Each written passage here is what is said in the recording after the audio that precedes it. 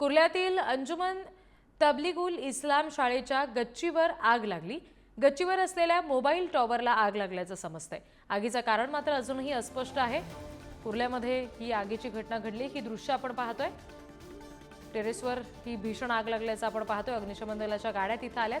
आणखी तपशील घेऊया। प्रतिनिधी धनंजय दळवी आपल्याशी जोडलेले आहेत त्यांच्याकडून। धनंजय, सध्या तिथे काय परिस्थिती आहे? संपूर्ण परिस्थिती नियंत्रणात आहे का?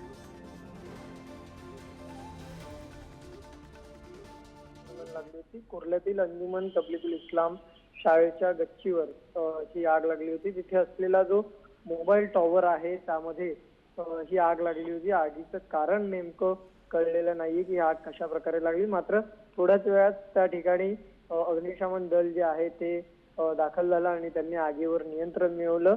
मात्र शाळेवर असलेल्या या टॉवरवर आग लागल्यामुळे अनेक प्रश्नचिन्ह सुद्धा त्या ठिकाणी उपस्थित केले जात आहेत की अशा पद्धतीची घटना कशी घडू शकते आणि शाळेवर हे मोबाईल टॉवर कसे काय बसवायला परवानगी दिली इत्यादी गोष्टी आता सध्या चौकशीच्या गोष्टी सध्या सुरू असलेल्या पाहायला मिळतात। मात्र रात्रीची वेळ होती त्यामुळे कोणताही अनुचित प्रकार जो आहे तो घडलेला नाहीये। त्यामुळे कोणती जीवितहानी सुद्धा झाली नाही। मात्र निश्चित धन्यवाद या सगळ्या तपशिलांसाठी धनंजय।